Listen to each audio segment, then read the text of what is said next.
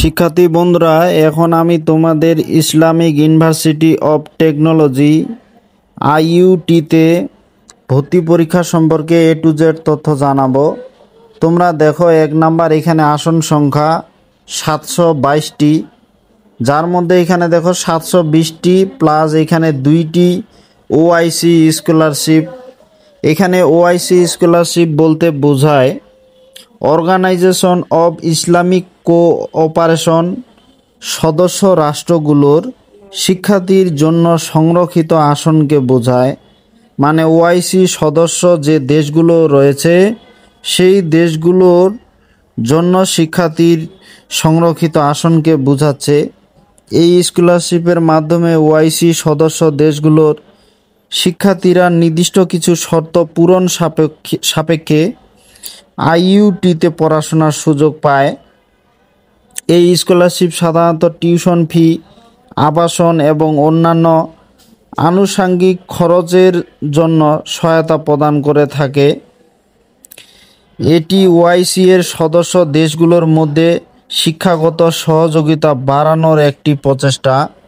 এবার তোমরা দেখো 2 নাম্বার আবেদন যোগ্যতা। এসএসসি এবং এইচএসসি প্রত্যেকটিতে ন্যূনতম জিপিএ 4.5, মানে জিপিএ 5-এর মধ্যে এখানে 4.5 পেতে হবে এসএসসি এবং এইচএসসি, কিন্তু কোন বিষয়ে কত সেটা কোনো উল্লেখ নাই, শুধু 4.5 পেলে হয়ে যাবে। এবার 3 নম্বর দেখো পরীক্ষার ধরন। এখানে 100 নম্বর এমসিকিউ পরীক্ষা হবে, 100 নম্বরের উপর, সময় 2 ঘন্টা। এক্ষেত্রে তোমরা ক্যালকুলেটর ব্যবহার করতে পারবে। 4 নাম্বার দেখো বিষয় ও প্রশ্ন সংখ্যা। বিএসসি ইঞ্জিনিয়ারিং এবং বিবিএ পরীক্ষার জন্য এখানে গণিত 35 নম্বর, পদার্থবিজ্ঞান 35 নম্বর, রসায়ন 15 নম্বর আর ইংরেজি 15 নম্বর। তাহলে এখানে তোমাদের গণিত এবং পদার্থ এই দুইটা বিষয় সবচেয়ে বেশি। গণিত 35, পদার্থ 35, 70, আর রসায়ন ইংরেজি 15 করে 30, মোট 100 নম্বরের উপরে এমসিকিউ পরীক্ষা হবে। 5 নাম্বার দেখো ফলাফল নির্ণয় পদ্ধতি। শুধু ভর্তি পরীক্ষায় প্রাপ্ত নম্বরের উপর মেধা তালিকা প্রকাশ করা হবে। এক্ষেত্রে তোমাদের এসএসসি এবং এইচএসসি রেজাল্টের উপর কোনো নম্বর নাই। তোমরা 100 নম্বর পরীক্ষার মধ্যে এমসিকিউ পরীক্ষার মধ্যে যে নম্বর পাবে সেই নম্বরের উপরে একটা মেধা তালিকা প্রকাশ করা হবে।